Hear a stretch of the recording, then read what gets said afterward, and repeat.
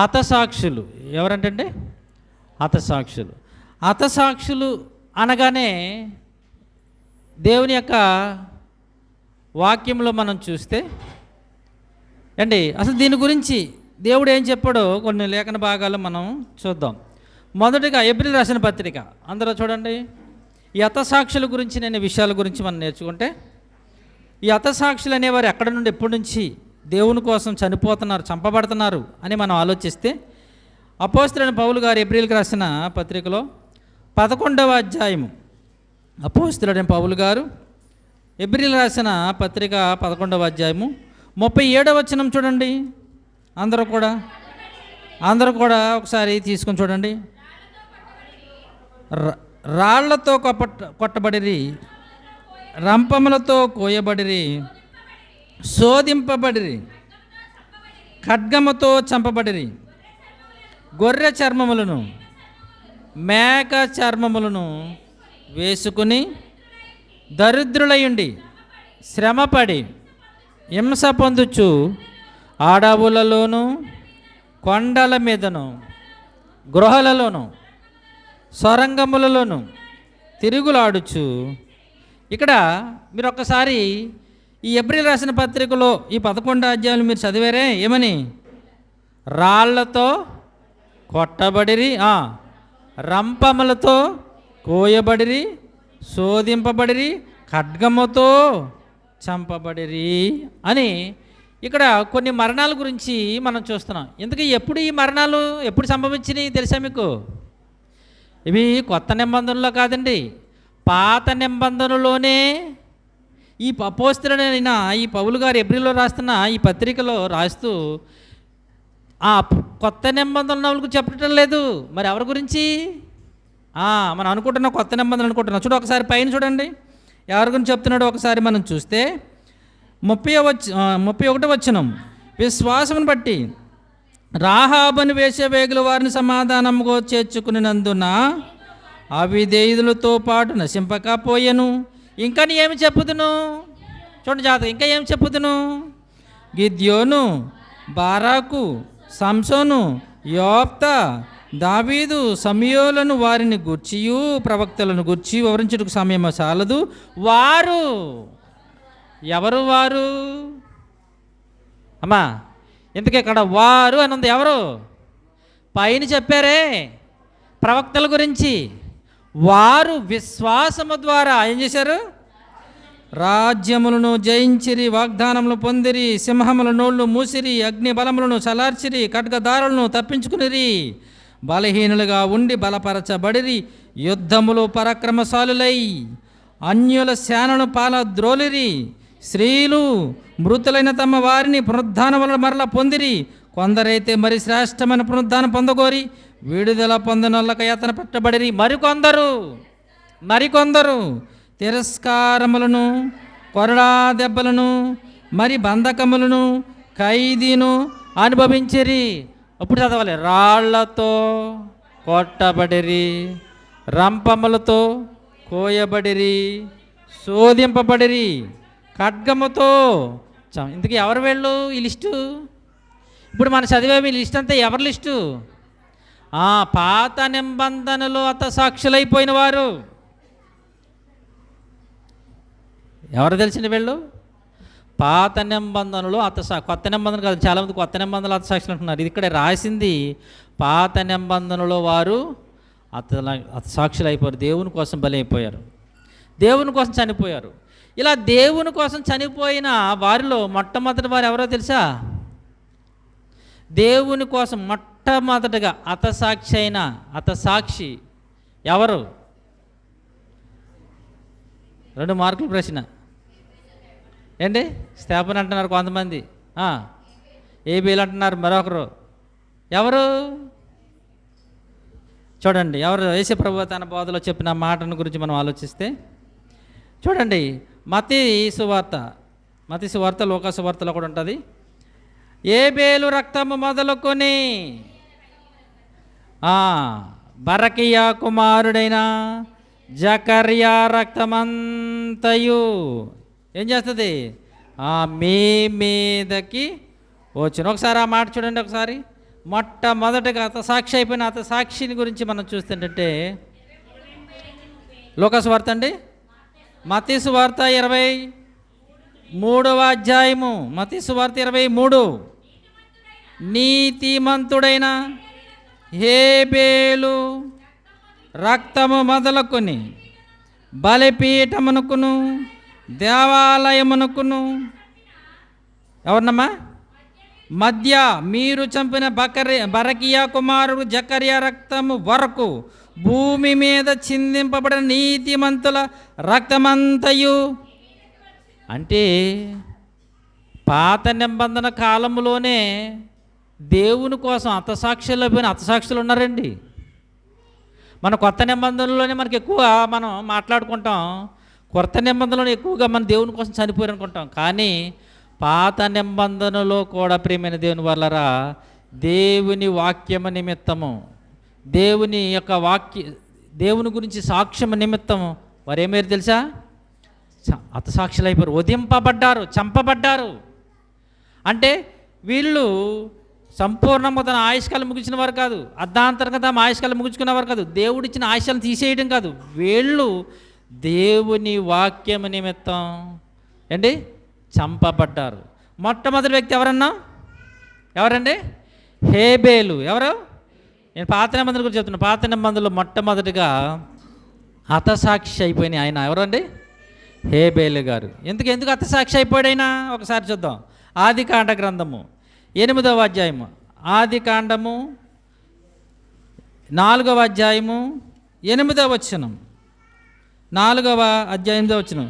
కయ్యను తన తమ్ముడైన హేబేలుతో మాట్లాడెను. వారు పొలములో ఉన్నప్పుడు కయ్యను తన తమ్ముడైన హేబేలు మీద పడి అతన్ని చంపెను. ఇంతకీ ఇక్కడ జాగ్రత్తగా వినాలి, కయ్యను హేబేలుని చంపాడంట. ఎందుకు చంపాడు చూసారా ఏంటి?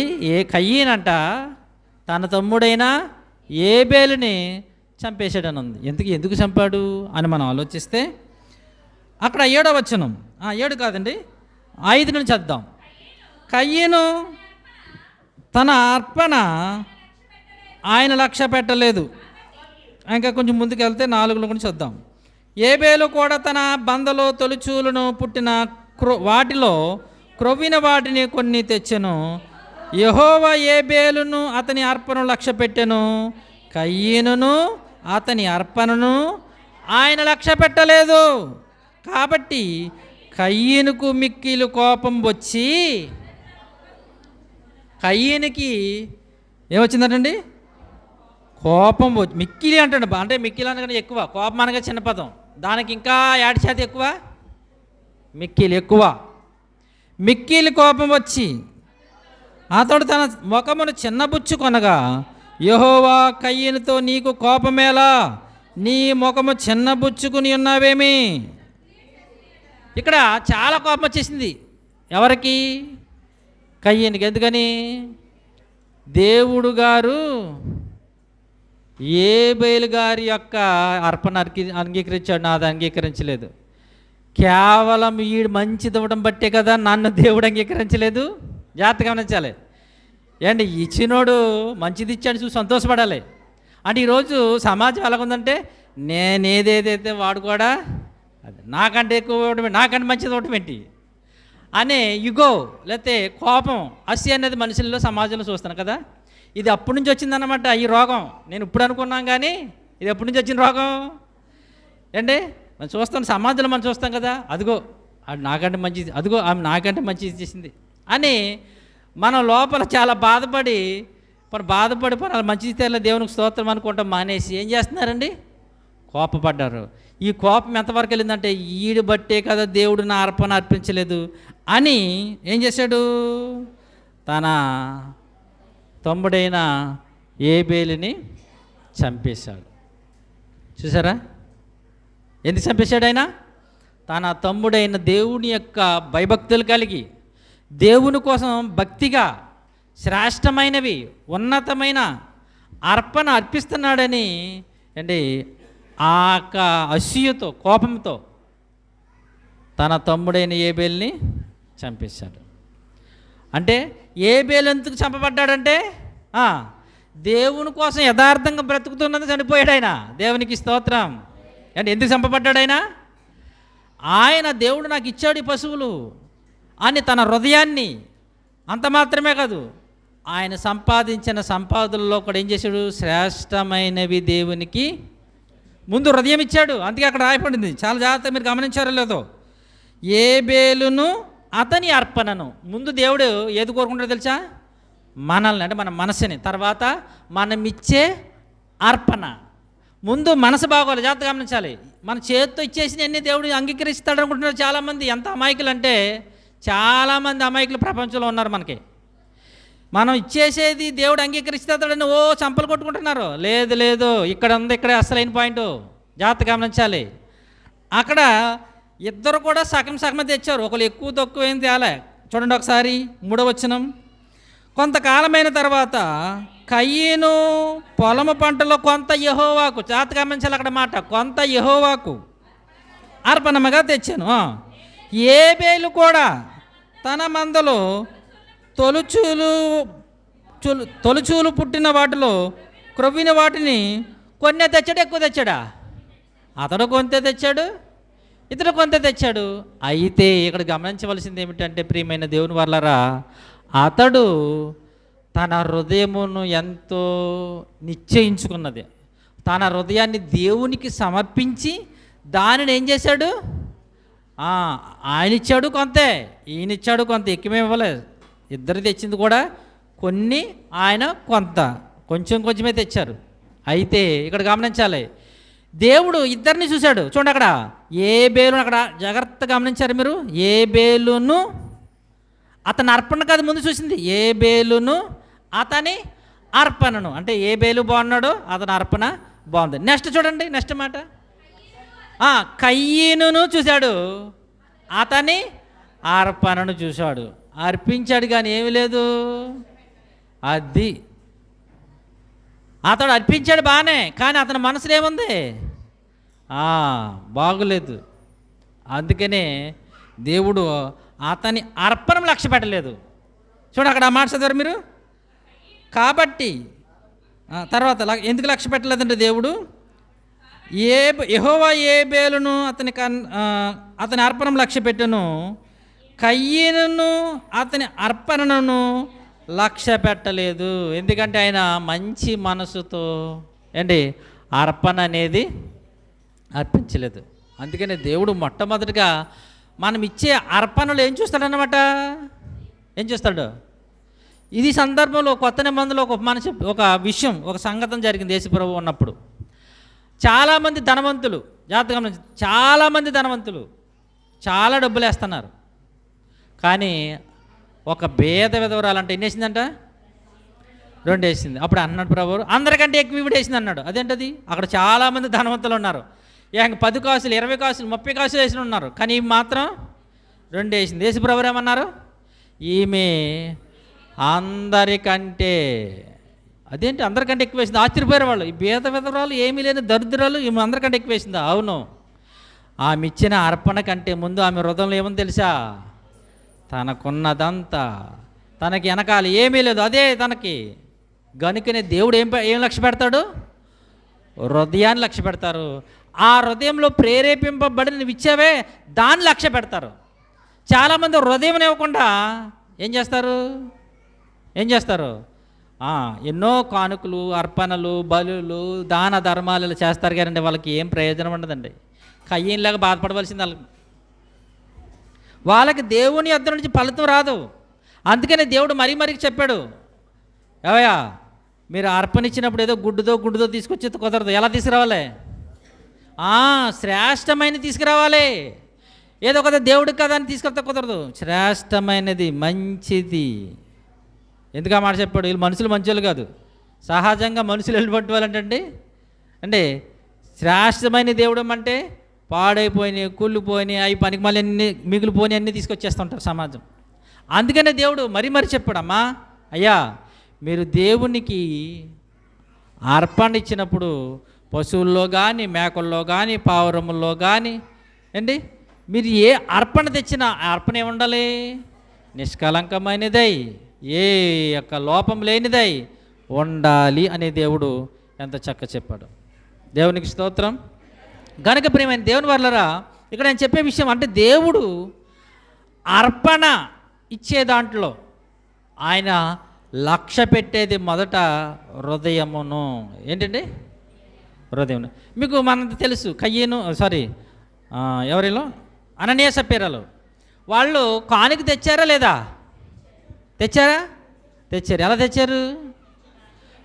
ముందు దాచేసుకుని, అంటే హృదయము అదే ఆయన పాదాల దగ్గర పడిపోయి, అయ్యగారు మేము ఇంత కమ్మేమండి, ఇది సగం మేము పెట్టుకున్నామండి, సగము మీకు ఇస్తున్నామంటే అక్కడ పేతురు గారు ఏమని అంటాడండి వాళ్ళని? ఓకే, మీ హృదయం మంచిది అంటాడు. కానీ వాళ్ళు ఏం చేశారు? తమ హృదయం బాగోలే ఏంటి, అర్పణ తెచ్చి చచ్చిపోయిన వాళ్ళు అంటే ఆల్రెడీ ఎంత దౌర్భాగ్యంలో చూడండి. పొలం అమ్మి, చూడండి జాగ్రత్తగా గమనించాలమ్మా, పొలం అమ్మి కానుకిచ్చి చచ్చిపోయిన వాళ్ళు ఎవరు రావు అంటే అననీయ సప్పీరాలు. ఎంత దౌర్భాగ్యంలో చూడండి. అంటే కానుకిచ్చిన వాళ్ళు దీవుని పొందాలి, కానుకిచ్చిన వాళ్ళు ఆశీర్వదింపబడాలి, కానుకలు ఇచ్చిన వాళ్ళు అభివృద్ధి పొందాలి, వర్ధిల్లబడాలి. కానీ ఇక్కడ ఏమైపోయారు? చచ్చిపోయారు. కారణము ఏంటి? ఇది కానుకల కోసం వెళ్ళిపోతుంది కానీ సబ్జెక్టు కానుకల కోసం కానీ చెప్పేది ఏంటి ఇక్కడ అంటే మన హృదయములో నిశ్చయించుకున్న దాన్ని మనం ఇచ్చే అర్పణ దేవుడు అంగీకరిస్తాడు. ఇంతకీ ఏబేలుని దేవుడు ఎందుకు కోరుకున్నాడంటే అతను శుద్ధమైన హృదయం, మంచి హృదయముతో దేవునికి అర్పణ అర్పించాడు. కానీ కయ్యనుకు ఆ హృదయము లేదు. కయ్యనుకి ఏం లేదండి, ఆ హృదయము లేదు. గనుక అతను ఏం పడ్డాడు? అతను ఏమైపోయాడండి? చనిపోయాడు. మంచి అర్పణ అర్పించినందుకు, లేదా మంచి హృదయముతో దేవునికి సమర్పించినందుకు కయ్యను గారికి పాపం బాధ వేసేసి, దుఃఖం వేసేసి తన తమ్ముడైన ఏబేల్ని చంపేసి, అంటే మొట్టమొదటిగా బైబిల్లో మనకి హతసాక్షి అయిన వ్యక్తి ఎవరంటే ఏబేలు గారు. అందుకని యేసుక్రీస్తు ప్రభువు అంటున్నారు. మరలా లోకాసువార్త 11వ అధ్యాయం కూడా చూడండి. అదే విషయం మీద మత్తయిలో చదివిన విషయమే ఇక్కడ ఉంది. లోకాసువార్త 11వ అధ్యాయము 51వ వచనం. 11 లోకము పుట్టినది మొదలుకొని, అనగా చూసారా, లోకం ఎప్పుడైతే పుట్టిందో ఆ లోకం పుట్టిన తర్వాత మొట్టమొదటి హతసాక్ష్యమని ఎవరంటున్నారంటే ఏబేలు రక్తము మొదలుకొని బలిపీఠమునకును మధ్యను మందిరమునకు మధ్యను నశించిన జకర్యా రక్తము వరకు సింధింపబడిన ప్రవక్తల రక్తము నిమిత్తము ఈ తరము వారు విచారింపడతారు. అదిగో లోకము పుట్టింది, మరి మాట యాడ్ చేశాడు, లోకం పుట్టినది మొదలుకొని మొట్టమొదటిగా రక్తం చిందించిన ఆయన ఎవరంటున్నాడంటే ఏబేలు. తర్వాత ఎవరంటున్నారు? జకర్యా గారి గురించి ఎందుకు చెప్తున్నాడంటే ఈయనకు ప్రేమ దేవుని వల్లరా, దినవృత్తాంతంలో గ్రంథం ఒకసారి చూద్దాం. ఈయన ఎలా చనిపోయాడండి? ఈయన ఎందుకు చనిపోయాడు ఒకసారి మనం చూస్తే, దినవృత్తాంతములు 2వ గ్రంథం 24వ అధ్యాయం. దినవృత్తాంతముల గ్రంథము 24వ అధ్యాయము 20వ వచనం నుంచి మనం చూడగలిగితే, అప్పుడు దేవుని ఆత్మ యాజకుడగు యెహోయాదా కుమారుడు జకర్యా మీదకి రాగా అతడు జనుల ఎదుట నిలబడి, మీరెందుకు యెహోవా ఆజ్ఞను మీరుతున్నారు? మీరు వర్ధిల్లరు, మీరు యెహోవాను విసర్జించి తిరిగి గనుక ఆయన మిమ్మల్ని విసర్జించి ఉన్నాడని దేవుడు సెలవిచ్చుచున్నాడు అనెను. ఇక్కడ జాగ్రత్తగా గమనించాలి. దేవుని ఆత్మతో ఉన్న, లేదా దేవుని ఆత్మతో నింపబడిన జకర్యా ఎవరైనా నాన్నగారు అంటున్నారు? యెహోయాదా కుమారుడు. ఎవరండి? యెహోయాదా కుమారుడు. అయితే ఇతడు అంటున్నారు ఇక్కడ, ఇదిగో ఓ యోధా రాజా, ఆయన పేరు యోవాష్. ఎవరండి ఆయన?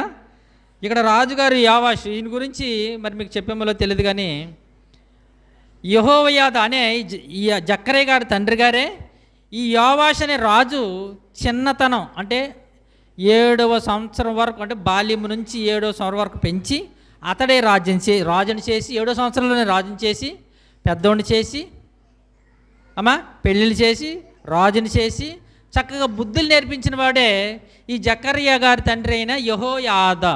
ఎవరైనా యెహోయాదా ప్రధాన యాజకుడైన దేవుని సేవ చేసేవాడు. రాజుగారు చచ్చిపోయాడు. ఆయన కుమారుడే యెహోయాషు. రాజుగారి తల్లి అతను వాళ్ళ గురించి నేను ఎక్కువ ఎక్స్ప్లెయిన్ చేయడానికి ఇష్టపడతలే, కానీ ఇక్కడ అంటే ఎక్కువైపోయిన సబ్జెక్టు. ఈ యోవాష్ అనే ఈ చిన్నబిడ్డ, అప్పుడు చిన్నవాడు ఉన్నప్పుడు వాళ్ళ నాన్న చనిపోయాడు.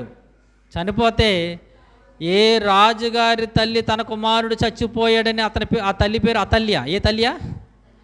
చాలా సందర్భాల్లో చెప్పేముడు గురించి అతల్య దుర్మార్గముగా పెరగడానికి తమ కుమారుడు కొడుకుని పెంచింది, నేర్పించిందంటే. ఇంకా దుర్మార్గం పెంచడం కూడా నేర్పించాలా అండి? మంచిగా బ్రతకడం నేర్పించాలి తప్ప దుర్మార్గముగా బ్రతకడం నేర్పించిందంట పాపం ఈ మా తల్లి అతల్య.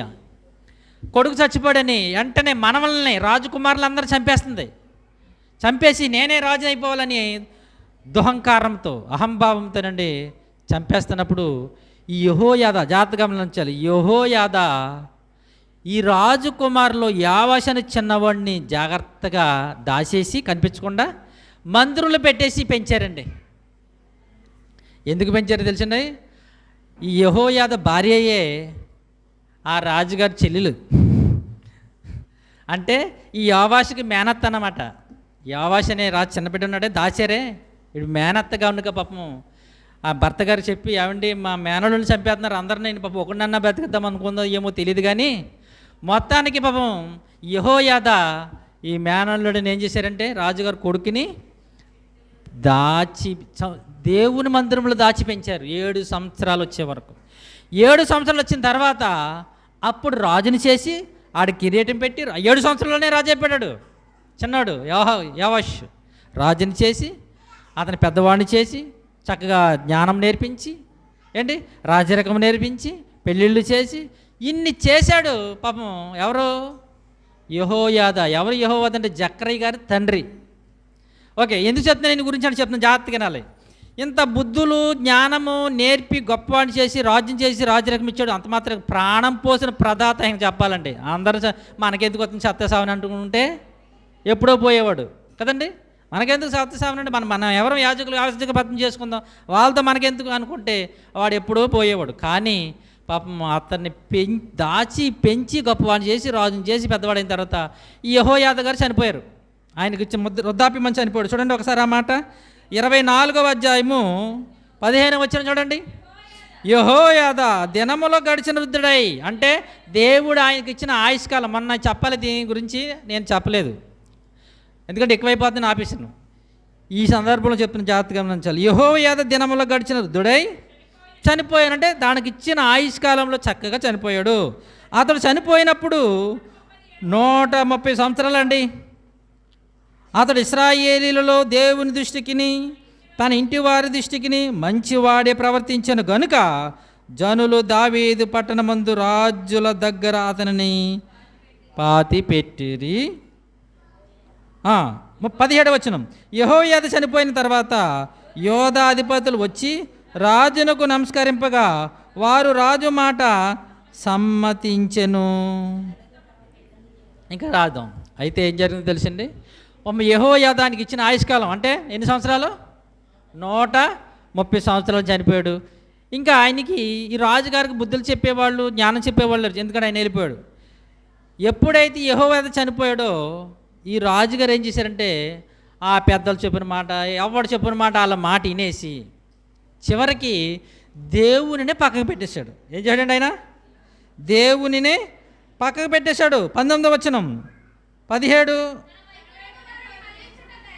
కూడా చదవండి. ఎప్పుడైతే యెహోయాదా అనే ప్రవక్త లేకపోతే ఈ యొక్క యాజకుడు చనిపోయాడో 18వ వచనం, జనులు తమ పితరుల దేవుడైన యెహోవా మందిరం విడిచి దేవునినే విడిచి దేవతా స్తంభములను విగ్రహములు పూజ చేసిరి. అదేంటండి? ఎప్పుడైతే మంచోడు చచ్చిపోయాడో వీళ్ళంతా ఎలా బయలుదేరారు? ఈడు తందానా తానంటే ఈడు తయ్య అంటున్నాడు. మనుషులంటే మంచి వైపు మగ్గరండి కానివ్వండి, చెడు వైపు అండి సూపర్ ఫాస్ట్ ఎక్స్ప్రెస్గా వెళ్ళిపోతారండి. మరి అదేం రోగమో తెలియదు. కానీ మంచికి తాళి పెట్టి లాగినారారు, చెడుకి ఉఫ్ అని వెళ్ళిపోతారు. నిజం చాలా ఆశ్చర్యం అనిపిస్తుంది.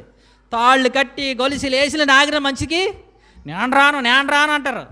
అదే చెడుకి ఉఫ్ అని మెల్లగా ఉదయమా పొలోమంట వెళ్ళిపోతారు. అంతే ఏంటి 17వ సంవత్సరం నుంచి చక్కగా పెంచి గొప్పవాడిని చేసి రాజుని చేసి, ఒరే మన దేవుడైన యెహోవా ఈయనకే మనం ప్రార్థన చేసుకోవాలిరా బాబు, ఈయన్నే మనం ఆరాధించాలిరా బాబు అని చెప్తే, ఆ దేవుడిని ఆ ప్రవక్త చనిపోగానే, ఆ యాజకుడు చనిపోగానే తుస్సుమంట వెళ్ళిపోయారు అక్కడికే. చూడండి ఆ మాట మళ్ళీ చదువుతుంది. దేవతా స్తంభములను విగ్రహం పూజ చేసిరి, వారు చేసిన ఈ అపరాధము నిమిత్తము యోధా వారి మీదకిని యెరూషలేము కాపరస్తుల మీదకిని దేవుడు కోపం వచ్చేసింది. కోపం రాకుండా దేవుడు ఏం చేస్తాడు? నెక్స్ట్ ఏం చేస్తాడు తెలుసండి? వార్నింగ్ ఇస్తాడు. దేవుడు వెంటనే కోపం వచ్చింది అనుకోండి, వెంటనే శిక్షించాడు. మీకు చెప్పాను ఒకసారి, దేవుని కోపం వస్తానే ముందు ఆయన ఏం చేస్తాడని. పండు రాలాలంటే, ఒక పండు రాలాలంటే దానికి ముందే ఉంటుంది పండాలి. పండు రాలిపోవాలంటే ముందు ఏం చేయాలి? పాపం పండిపోవాలి అంటే, ఆడు సావాలంటే పాపం పండిపోవాలి. మీకు చెప్పాను, మరి గుర్తుందో లేదో, మనం బాగా గుర్తుపెట్టుకుంటాం కదండి. చాలా విషయాలు చెప్పాను అక్కడ. ఏది సొదొమ గొమొర్రాలు చెప్పాను, నినివే గురించి చెప్పాను అమ్మా. దేవుడు ఎవరిని శిక్షించే ముందు ఆయన ఏం చేస్తాడు? హెచ్చరిస్తాడు, వార్నింగ్ ఇస్తాడు. ఇక్కడ కూడా యెహోయాద ప్రవక్త ఈ యొక్క యాజకుడు చనిపోయిన తర్వాత వీళ్ళు ఎక్కడికి వెళ్ళిపోయారు? విగ్రహారాధనలకి వెళ్ళిపోయారు. అప్పుడు దేవుడు ఏం చేస్తున్నాడు చూడండి, 19వ వచనం, తన వైపునకు వారిని మళ్ళించుటకై. చూడండి ఎంత మంచి దేవుడో చూడండి. తన వైపుకు మళ్ళించుటకై యెహోవా వారి యొద్దకు ప్రవక్తలను పంపగా సాక్ష్యం పలికిరి, కానీ వారు చెవియగ్గక ఉండేరి. దేవుడు నిజంగా ఎంత గొప్పవాడుచుండు. ఓ రాజు యెహోయాదా, ఓ ప్రధానులారా, ఓ యాజకులారా, ఓ ప్రవక్తలారా, ఏంటిది మీ చేస్తున్న పనేంటి అని దేవుడు అంటండి. తన వైపు మళ్ళటానికి ఎవరిని పంపించాడంట? ప్రవక్తలు పంపితే వీళ్ళు ఏం చేశారు? చెవి యొగ్గక, అంటే ఆ మాట వినలేదు. అప్పుడు వినలేదు కనుక అప్పుడు నెక్స్ట్ మాట, అప్పుడు దేవుని ఆత్మ యాజకుడగు యెహోయాదా కుమారుని జకర్యా మీదకు రాగా అతడు దేవుని మందిరంలోకి వెళ్ళాడు. ఇందాక మీరు చదివారు, బరకియా కుమార్ జకర్యా దేవాలయంలో మంచి చంపేస్తున్నారే. ఈ జకర్యా గారిని ఎక్కడ చంపేశారు తెలుసా? దేవాలయంలో చంపేశారు. ఎక్కడ నిలబడ్డాడు ఈయన? అతడు జనులు ఎదురు నిలబడి, మీరు ఎందుకు యెహోవా ఆజ్ఞలు మీరుచున్నారు? మీరు వర్ధిల్లరు, మీరు యెహోవాని విసర్జించిద్దరు గనుక ఆయన మిమ్మల్ని విసర్జించి ఉన్నాడని దేవుడు సెలవిచ్చుచున్నాడు అనెను. అందుకు వారు అతని మీద కుట్ర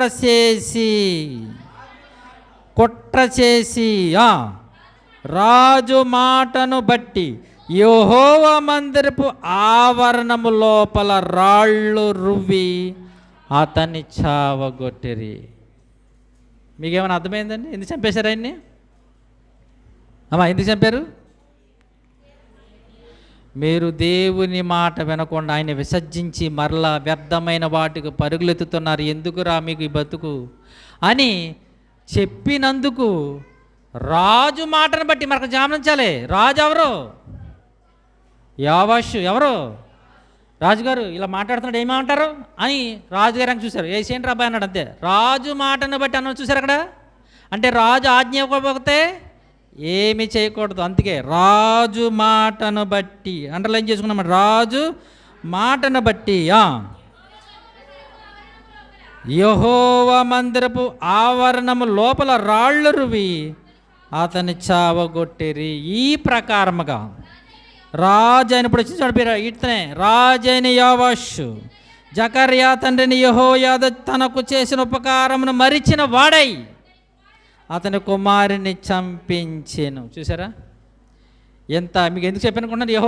యోవాషు గురించి ఎందుకు చెప్పనుకుంటున్నారు?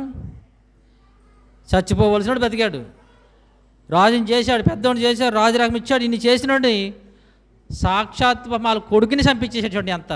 అంటే వీడు ప్రాణం పెట్టినట్టు కానీ ప్రాణం తీసాడు అనమాట. అంతే కదండి. వీడు ప్రాణం పోశాడు ఎవరు? యెహోయాదా పోసినందుకు తన కొడుకుని ప్రాణాన్ని తీశాడు. అది ఆ మాట అందుకనే చెప్పాను, రాజు మాటను బట్టి. రాజు మాట ఇవ్వకపోతే బాబు ఆయన జోలికి వెళ్ళకండి రా బాబు, వాళ్ళ నాన్నగారిని బట్టి నేను బతికాను రా బాబు, ఈరోజు బట్ట కట్టుకున్నానంటే వాళ్ళ నాన్న రానాలి. కానీ ఏం చేశాడు అంటే చేసిన మేలు పెద్దవాయిన అయిపోయి మర్చిపోతారండి. ఇది మానవ నైజం. అంటే ఇది ఎక్కడి నుంచి వచ్చింది? యోవాషు. ఎవరండినా? యోవాషు.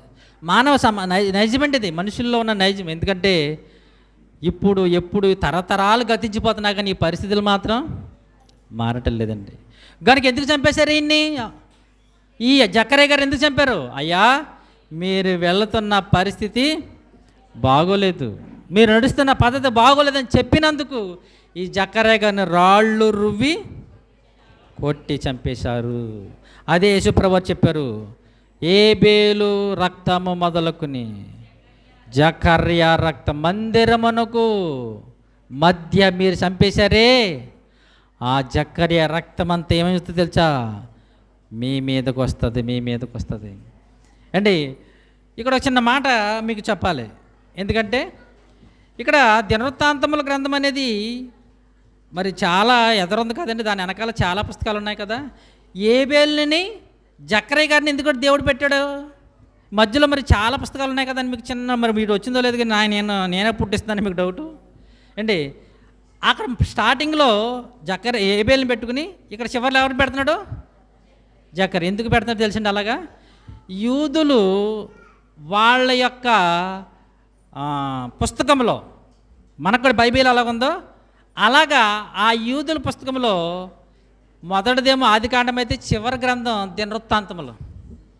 గమనించలేదు? మనకి దినవృత్తాంతాలు ఎన్ని ఉన్నాయి? చాలా ఉన్నాయి. కానీ యూదుల పుస్తకంలో ఏంటంటే ఎందుకు ఆ చివరిని ప్రభువారు జకర్యా అని పెట్టాడంటే అండి, ఇశ్రాయేలుల యొక్క ధర్మశాస్త్రాల ఆ గ్రంథంలో మొదటిదేమో ఆదికాండము, చివరిదేంటి దినవృత్తాంతం, రెండవ గ్రంథం ఉంటుందంట వాళ్ళకి. దినవృత్తాంతముల రెండవ గ్రంథం. అందుకని ఆ ఇశ్రాయేలులతో మాట్లాడుతున్న యేసుప్రభు, అదిగో ఓ ఇశ్రాయేలు మీరు చదువుతున్నా మీ గ్రంథంలో ఏబేలు రక్తం మొదలుకొని జకర్యా రక్తం. ఎందుకంటే మధ్యలో మరి చాలామంది హతసాక్షులు అయిపోయారు. జకర్యా అక్కడ ముందు చాలామంది హతసాక్షులు అయిపోయారు. ఇప్పుడు వాళ్ళందరూ మీకు చెప్తా, వీళ్ళందరి రక్తం అంతే మీ మీదకి వస్తుంది. మరి అక్కడ జకర్యా ఎందుకంటే దాని గురించి మీకు చెప్తున్న చిన్న మాట. అంటే వాళ్ళ గ్రంథంలో వారు చదువుతున్న పుస్తకంలో మొదటిదేమో ఆదికాండం అయితే చివరి గ్రంథం ఏంటి దినవృత్తాంతం, రెండవ గ్రంథం. వారి క్రమం అన్నట్టు, మన క్రమం వేరు. గనక ఈ నీతిమంతుల యొక్క ఎందుకు హతసాక్షులు అయిపోతున్నారంటే ఆయనేమో దేవుని కోసం యథార్థంగా బ్రతికినందుకు ఏబేలుని చంపేశారు. ఇతడు దేవుని ఆత్మచేత నింపబడి దేవుని మాట చెప్పినందుకు ఈ జకర్యా గారిని చంపేశారు. ఇంక ఇలాగా పాత నిబంధనల నుండి మనకు బైబిల్లో ఈ వచనాలు ఉండవు, కానీ అది చరిత్రలో ఉన్నాయంట. కొంతమంది భక్తులు మీకు చూపిస్తాను. ఈ పాత నిబంధనలో చనిపోయిన వారు ఎవరు చనిపోయారంటే యెషయా ప్రవక్త గారు. మనకు బైబిల్లో చాలా యెషయా గ్రంథం ఉంది, పెద్దది. ప్రవక్తల్లో పెద్ద ప్రవక్త అంటారు ఈయన. ఎవరిని? యెషయా గారు ఎలా చనిపోయారంటే తెలుసండి, రంపంతో చంపేశారంటండి. రంపంతో కోసేశారంట. ఇంతకీ చంపేసింది ఎవరో కాదు, యూదుల రాజే. మరలా చంపేసింది కూడా ఎవరు? ఇందాక ఎలాగైతే యావాసు యూదు రాజు జకర్యాని ఎలా చంపేశాడో ఈయన కూడా ఈ యొక్క యెషయా గారిని కూడానంటే దాక్కుంటేనంటండి చరిత్ర చెప్తున్నారు. చరిత్రలో ఈ రాజుగారికి భయపడేవి ఒక చెట్టు త్వరలో దాక్కున్నాడంట. ఆ చెట్టుతో కోయించేసాడంటే రంపంతోను. అలా చంపేశారంటే ఎవరిని?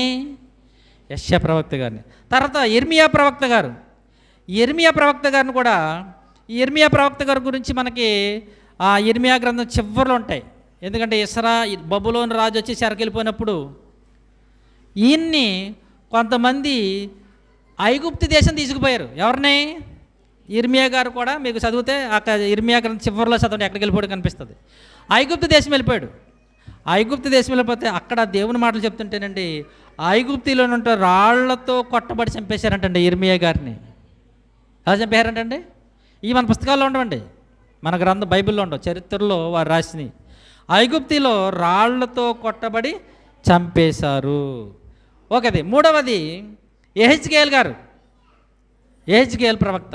ఈయన్ను కూడా బబులోని దేశంలో ఏంటి దేవుని గురించి చెప్తుంటే చాలా హింసించి చంపేశారంట. ఈయన కూడా బబులోని దేశంలో. మీకా గ్రంథం చూసారా? ఈ ఈయన కూడానండి ఎలా చంపేశారంటే యెహోరాము రాజు చంపించేసాడంటండి. అతడు యోధారాజు, యెహోరాము అనే రాజు ఆయన్ని చంపించాడు. ఆమోసు ప్రవక్త, ఆమోసు గారు పశువులు కాపరటమే. ఈ ఈ ఆమోసు గారు కూడా బేతేలు యాజకుడైన అమధ్య అనే ఒక ఆయన అంటండి, మేము యాజకులు ఉండగా, మేము ప్రవక్తలు ఉండగా నువ్వు పశువులు కాపురమైన నువ్వు వచ్చేసావు మాకు బోధించడానికి దేవుని వాక్యమని అతని మీద కుట్ర చేసి చంపించేశాడంట. ఎవరు? అమధ్య అనే ప్రధాన యాజకుడు. ఏంటి ఇలా పాత నిబంధనలో చాలామంది భక్తుల ప్రేమ. ఇవి చరిత్రలో ఉన్న కొన్ని, చాలా ఉన్న చరిత్రలో మనకు బాగా పరిచయమైన ప్రవక్తలు. చాలామంది ప్రవక్తలు, బైబిల్లో లేని ప్రవక్తలు చాలామంది చనిపోయారు. కానీ మనకు బాగా పరిచయమైన యెషయా గారు కానీ, యిర్మీయా గారు కానీ, యెహెజ్కేల్ గారు కానీ, ఆమోసు గారు కానీ, మీకా వీళ్ళందరూ కూడా హతసాక్షులైపోయారు. అందుకనే ఎబ్రిల్ రాసిన పత్రికలు అంటున్నారు, వారు రంపములతో రాళ్లతో కొట్టబడిరి, రంపములతో కోయబడిరి అని పాత నిబంధనల భక్తుల గురించి రాస్తున్నారు. పాత నిబంధనలు ఉన్న భక్తుల గురించి చెప్తున్నారు. అయితే కొత్త నిబంధనలో కూడా ఒక మంచి మాట, ప్రకటన గ్రంథం ఒకసారి చూడండి. ప్రకటన గ్రంథం 6వ అధ్యాయం, 6 కంటే ముందు 17 చూడండి, తర్వాత 6 శుద్ధి గారి. ప్రకటన గ్రంథం 17వ అధ్యాయం 6వ వచనం. మరియు ఆ స్త్రీ పరిశుద్ధుల రక్తము చేతను, ఆ మాట చూడండి జాగ్రత్తగా, యేసు యొక్క హతసాక్షులు. ఇప్పుడు పాత నిబంధనలు యేసు కంటే ముందు అయినా దేవుని సాక్షులుగా, యెహోవా సాక్షులుగా, దేవుని సాక్షులుగా వ్రాతలు అయిపోయారు. తర్వాత యేసుక్రీస్తు వచ్చిన తర్వాత వారు ఏ సాక్షులండి? యేసుక్రీస్తు యొక్క, అంటే వీళ్ళు ప్రత్యేకముగా యేసుక్రీస్తు దేవుడు, దేవుని కుమారుడని చెప్పినందుకు చంపేశారు.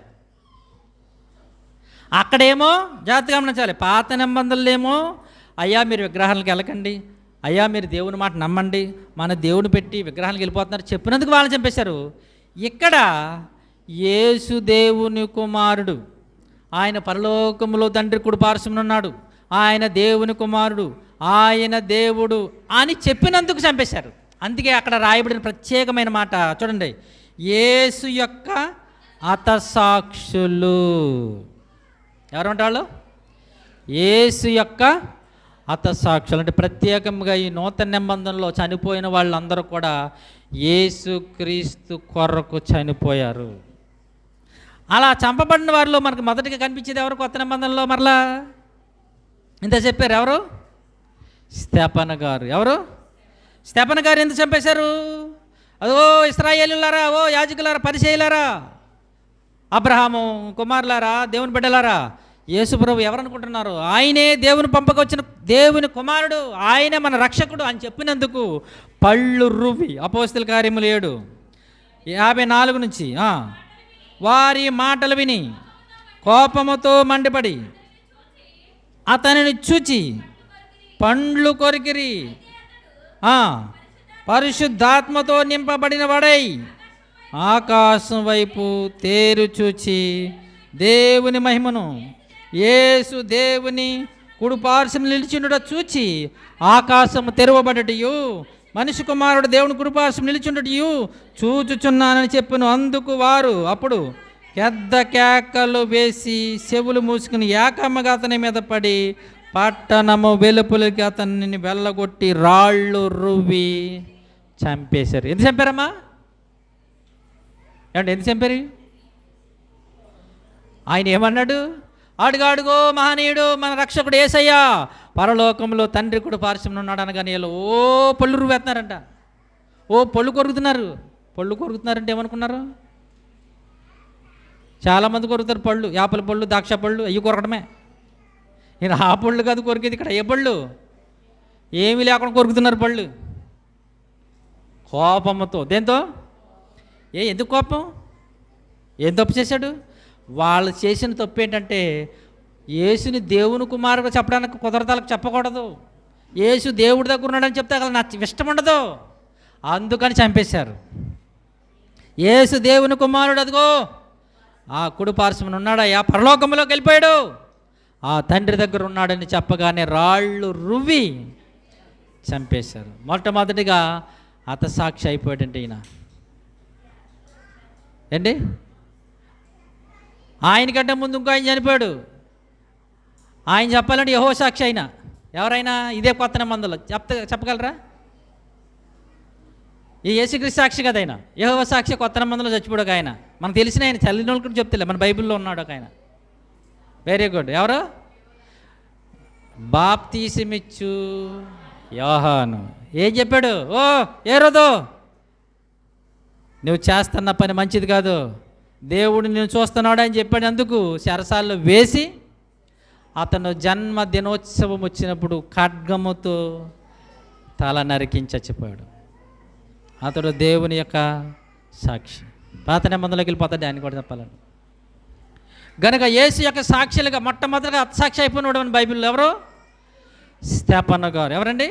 స్తెఫను గారు. రెండవది అపోస్తలుల కార్యములు 1వ అధ్యాయం. ఇప్పుడు యేసుక్రీస్తు శిష్యుల్లో ఇందాక ఆయన స్తెఫను గారు సువార్తికుడు, ఆయన శిష్యుడికి ఆయన ఎవరైనా అమ్మా ఇందాక మీరు చదివిన స్తెఫను గారు ఎవరైనా 7 సువార్తికులు ఉన్నారు, 7. ఆ 7లో ఒక అతడు స్తెఫను సువార్తికుడు. అయితే యేసుక్రీస్తు 12 మంది శిష్యులలో మొట్టమొదటగా చచ్చిపోయిన వాడు అపోస్తలుల కార్యములు 12వ అధ్యాయము. అపోస్తలుల కార్యం 12వ అధ్యాయం 1వ వచనం. దాదాపు అదే కాలమందు రాజైన హేరోదు సంఘపు వారిలో కొందరిని బాధ పెట్టుటకు బలత్కారముగా పట్టుకుని యోహాను సహోదరుడైన యాకోబును ఖడ్గముతో చంపించింది. జబదయ కుమారులు అంటామే మనం బైబిల్లో. జబదయ కుమారులని నీ కుడిపార్సిన ఎడపార్శ్వమే కూర్చుంటాం ప్రభు అన్నారే, వారిలో ఒకడు ఎవరు? యాకోబు. ఎలా చంపేశారు? హేరోదు ఖడ్గముతో తల నరికించేశాడు. 12 మంది శిష్యులలో మొట్టమొదటిగా హతసాక్షి అయిపోయింది యాకోబు గారు. ఇంకా కర్మవాళ్ళ గురించి బైబిల్లో రాలేదు, కానీ చరిత్రలో వీళ్ళ గురించి ఉన్నాయి. జాగ్రత్తగా కొన్ని మాటలే, పూర్తిగా కాదు. వాళ్ళు ఎప్పుడు ఏ సంవత్సరంలో చచ్చిపోయారు, ఎలా చచ్చిపోయారు, కొన్ని విషయాలు మీకు చెప్తాను, జాగ్రత్తగా గమనించండి. అలాగే యాకోబు గారు చనిపోయారు క్రీస్తు శకం 44. ఇది ఇక్కడ సంవత్సరం చెప్తాను, గమనించాలి. క్రీస్తు శకం 44వ సంవత్సరంలో ఆయన హేరోదు రాజుగారి చేత ఖడ్గంతో చంపబడ్డాడు. తర్వాత ఫిలిప్పు గారు. ఎవరు? ఫిలిప్పు. ఈయన ఆసియా, ఈజిప్టు సువార్త ప్రకటిస్తూ ఫిలిప్పు దేశం, ప్రిగిరియా అండి ఇలా కొన్ని దేశాల్లో తిరుగుతుండి ఆయన పట్టుకుని అంటండి, జాగ్రత్తగా గమనించాలి, ఆయన పట్టుకుని కొరడాలతో కొట్టి చెరసాల్లో వేసి కొంతకాలం చెరసాల్లో ఉంచి క్రీస్తు శకం 54వ సంవత్సరంలో సిలువ వేసి చంపేశారంటే ఈయన. ఎవరో యేసుక్రీస్తు శిష్యుల్లో ఫిలిప్పు గారిని సిలువ వేసి చంపేశారు. తర్వాత చిన్న యాకోబు. ఎవరో? చిన్న యాకోబు గారు. ఈయనని యెరూషలేములోనే మరి ఉండి సువార్త ప్రకటిస్తుండగా యెరూషలేం పట్టణంలోనే ఈయన్ని క్రీస్తు శకం 63వ సంవత్సరంలో ఒక కొండ మీద నుంచి త్రోసి అండి ముందు కొరడాలతో కొట్టి చంపేశారంటండి. ఓ కొండ దగ్గర తీసుకెళ్ళి తోసేసి కొరడాలతో కొట్టి చంపేశారంట. ఎవరు? చిన్న యాకోబు. ఎప్పుడు? క్రీస్తు శకం 63వ సంవత్సరం. అలాగే పేతురు గారు.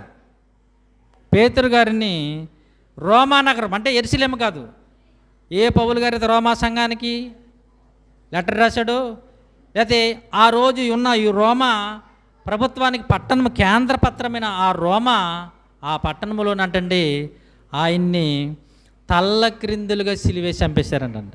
క్రీస్తు శకం 64వ సంవత్సరంలో. ఏ సంవత్సరం? క్రీస్తు శకం 64వ సంవత్సరం రోమా పట్టణంలో ఆయన్ని తల్లకిందులుగా సిలువ వేసి చంపేశారు.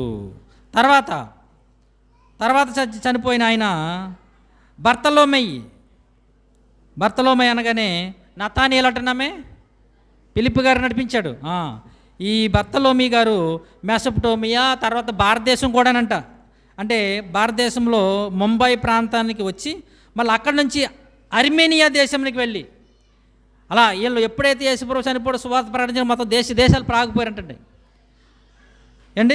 ఇతడు మెసొపొటేమియా, తర్వాత భారతదేశం ముంబై ప్రాంతానికి వచ్చి మళ్ళీ అక్కడి నుంచి అర్మేనియా దేశానికి వెళ్ళిపోయాడు. మళ్ళీ భారతదేశం వచ్చి అక్కడికి వెళ్ళిపోయాడు, అర్మేనియా దేశం వెళ్ళిపోయి అక్కడ ఆయన అంటండి పదునైన కత్తులతో చర్మాన్ని ఒలిసి చంపేశారంటండి. పదునైన కత్తులతో శరీరాన్ని ఎలాగైతే గొర్రెలకి మేకలకి శరం ఒలుస్తారో అలా ఒలిసి క్రీస్తు శకం 70వ సంవత్సరంలో చంపేశారు అర్మేనియా దేశంలో. క్రీస్తు శకం 70వ సంవత్సరం. తర్వాత మత్తయి అంటే లేవి, ఈయన కూడా కొంతకాలం యెరూషలేములో ఉండి సువార్త చేశాడు. తర్వాత పర్షియా దేశం వెళ్ళి సువార్త ప్రకటిస్తుంటే ఈయన నుండి అక్కడ క్రీస్తు శకం 60-70 మధ్యకాలంలో ఐథియోపియాలో రాళ్ళుతో కొట్టి చిరిచ్చేదనం అంటే ఆయన కూడా ఖడ్గంతో చంపేశారంటండి మత్తయి గారిని.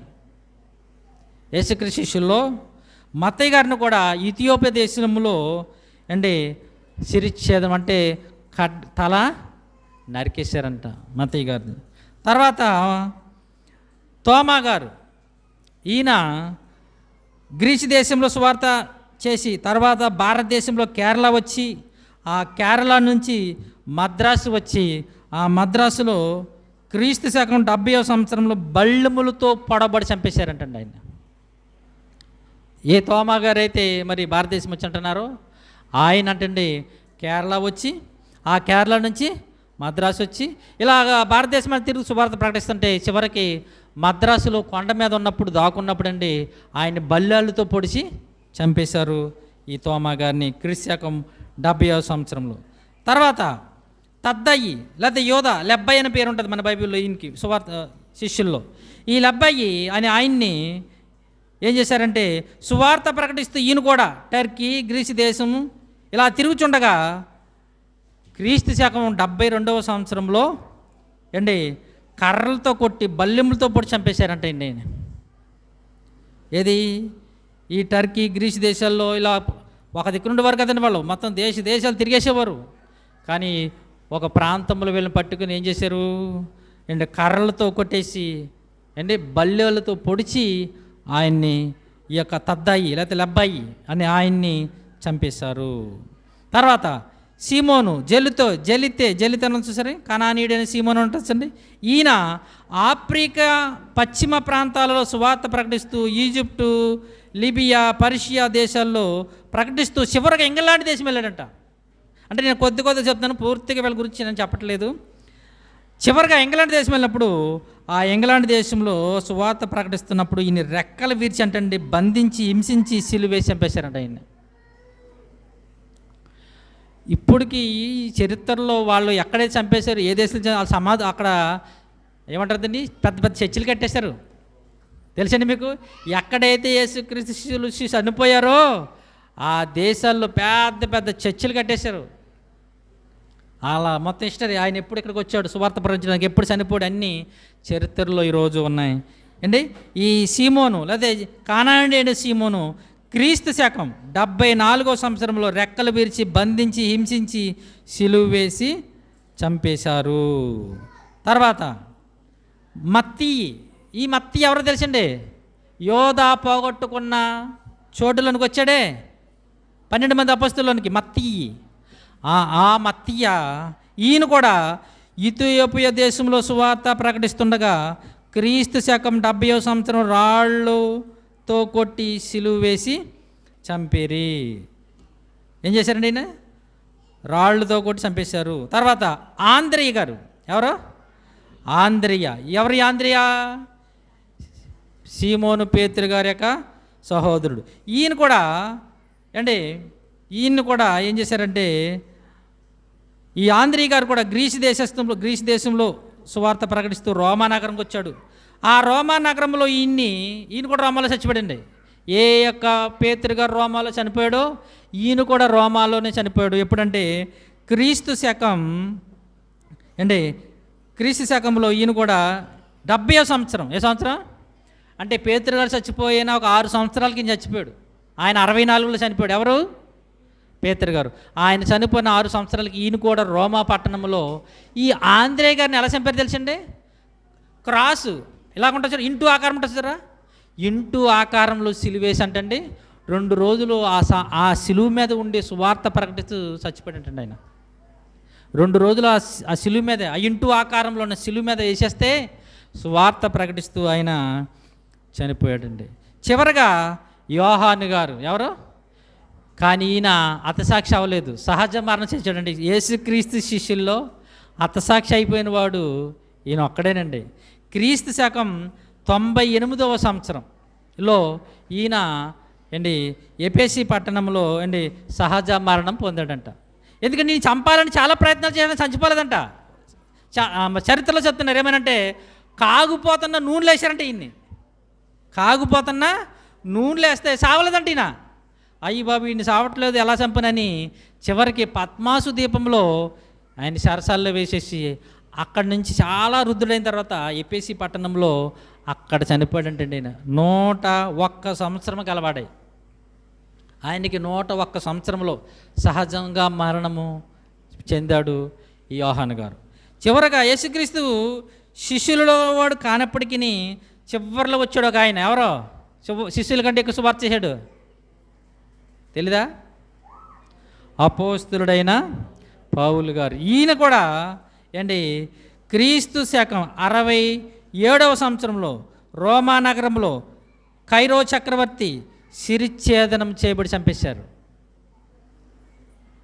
ఎందుకంటే అక్కడ ఒక ఇన్సిడెంట్, రోమా పట్టణాన్ని రోమా చక్రవర్తి అంటించేసుకుని క్రైస్తవుల మీద తోసేసి అంత ఆడిల్లు ఆడించుకుని వేల మీద పెట్టేసి ఆ నేరము పౌల మీద వేసి చంపేశారండి. క్రీస్తు శకం 67వ సంవత్సరంలో రోమా నగరంలో ఈయన శిరిచ్ఛేదం అంటే తల నరికేశారు. దేని నిమిత్తం? అందుకనే ప్రకటన గ్రంథం చివరిగా చూడండి, ప్రకటన గ్రంథం 6వ అధ్యాయము, ప్రకటన గ్రంథం 6వ అధ్యాయం 9-10 వచనాలు చూడండి. ఆయన 5వ ముద్రను విప్పినప్పుడు చూడండి, దేవుని వాక్యము నిమిత్తమును, చూడండి, దేవుని వాక్యము నిమిత్తమును తామిచ్చిన సాక్ష్యము నిమిత్తము వధింపబడిన ఆత్మలను బలిపీఠం క్రింద చూచితిని. వారు నాదా సత్య స్వరూపి పరిశుద్ధుడా, ఎందాక తీర్పు తీర్చక మా రక్తము నిమిత్తము భూనివాసులను ప్రతిదండక చేయకు ఉందని బిగ్గరగా కేకలు వేసిరి. వారు తెల్లని వస్త్రం వారిలో ప్రతివానికి ఇవ్వబడును, మరియు వారి వలనే చంపబడబోవు సహదాసుల యొక్కయు సహోదరుల యొక్కయు పూర్తి యగు వరకు ఇంకా కొంచెం కాలం విశ్రమింపవలనని. అంటే సాక్షుల లెక్క ఇంకేమవ్వలేదు, పూర్తి అవ్వలేదు. అక్కడ పాతాళములో ఆ నెమ్మది గల తోటలో ఉన్నారంట. ఎవరు వాళ్ళు? దేవుని వాక్యము నిమిత్తమును యేసుక్రీస్తు సాక్ష్యము నిమిత్తమును. అలాగే దేవుని కోసం పాత నిబంధనలో క్రొత్త నిబంధనలు యేసుక్రీస్తు సాక్ష్యము నిమిత్తం వధింపబడిన వారి ఆత్మలు ఎక్కడున్నాయి? బలిపీఠం అనగానే పాతాళములోని నెమ్మది గల చోటు పరదేశు. అక్కడుండి నాదా కాకేస్తున్నారు పరలోకంలో ఉన్న దేవుని, పరిశుద్ధుడా ఎందుకయ్యా భూలోకంలో వాళ్ళందరూ ఉంచుతున్నావు? మా రక్తాన్ని చిందించం వాళ్ళు సువార్త ప్రకటించారు. మా తలలు నరికేశారు, మా చర్మాన్ని ఒలిచేశారు, సిలువేసేశారు, రాళ్లతో కొట్టారు, బల్లెలతో పొడిచారు. నాదా ఎందుకు తండ్రి వాళ్ళు ఇంకా ఉంచుతున్నావు అంటే, అప్పుడు అంటున్నాడు దేవుడు, నాయనలారా బిడ్డలారా ఆగండి, మీ వలే, చూడండి అక్కడ ఆ మాట, వారి వలనే చంపబడబోవు వారి యొక్క సహదాసుల యొక్కయు సహోదరుల యొక్కయు లెక్క పూర్తి అగువంత వరకు మీరు కొద్ది కాలం టేక్ రెస్ట్ అంటున్నాడు. మీరు విశ్రాంతిలో ఉండండి నాయన. మీ వలె అనేకులు హతసాక్షులు అయిపోవలసిన వారు ఉన్నారు. అలాగా మనం చూస్తున్న మన కళ్ళ ఎదురుగా ఎందరో ఏంటి ఒరిస్సా రాష్ట్రంలో మీకు తెలుసు కదా, 95వ సంవత్సరంలో ఆస్ట్రేలియా నుంచి వచ్చి సువార్త ప్రకటిస్తుంటే కొడుకుల్ని తండ్రిని కారులో పెట్రోల్ వేసి తగలేసేసారు. ఎక్కడో ఆస్ట్రేలియా దేశం విడిచిపెట్టేసి సువార్త ప్రకటిస్తా భయంకరమైన మనుషులు విగ్రహారాధికులని సువార్త ప్రకటిస్తాకు వేస్తుంటే ఆ కారు మీద పెట్రోల్ వేసి ఆ బిడ్డలిద్దరిని తండ్రిని తగలేసేసారండి. ఇలా మన దేశంలో కూడా చాలామంది యేసుక్రీస్తు సువార్త నిమిత్తం హతసాక్షులైపోయారండి. రీసెంట్లీగా మనం చూస్తున్నాం, హైందువుల్ని హేతువాదుల్ని నాస్తికులు ఉతికి ఆరేసిన ఎవరో ప్రవీణ్ గారు కూడా పాపం ఆయన మరణాన్ని దాచేస్తుంది ప్రభుత్వం. అంటే మాటలు అతకుండా చెప్తున్నారు ప్రభుత్వం వారు, ఎర్రి మాట్లాడుతున్నారని, అబద్ధాలు ఆడేస్తున్నారని. నిజంగా ఎంత నవ్వుతుందో ప్రపంచం అంతా. చెప్పారంటే దాన్ని అతకాలంటారు, ఏమీ అతకటం లేదు. ఏంటి హతసాక్షులు అయిపోతున్నారు. ఎందుకో తెలుసా? చెప్పాడు, సహోదరుల యొక్కయు సహదాసుల యొక్కయు లెక్క లెక్క పూర్తి అగువంత వరకు మీరు అక్కడ ఉండండి. నిజంగా ఈ మరణాల్లోనండి హతసాక్షులైపోయిన వారి మరణాలు చాలా ధన్యులండి. వాళ్ళు మీకు అది చెప్తున్నా, ఆ 3 మరణాలు చెప్పారు, కానీ ఈ హతసాక్షులైపోయిన మరణాలు చాలా ధన్యులలో. పరలోకంలో వారి ఫలం చాలా గొప్పగా ఉంటుందండి. అందుకని శిష్యులండి హతసాక్షులైపోయారు సువార్త ప్రకటిస్తూ. ఈరోజు అనేక మంది మిషనరీలు మన ఇండియా దేశం వచ్చి కూడా హతసాక్షులైపోయారు. కనుక ప్రియమైన దేవుని వల్లరా, మనకిచ్చిన ఆయుష్కాలంలో మనకు హతసాక్షులైపోయేంత గొప్ప ధన్యత లేదు, కానీ దేవుని కోసం చనిపోతే, మనం దేవుళ్ళో ఉండి చనిపోతే ఎంతో అదృష్టవంతులం. ప్రార్థన చేసుకుందాం.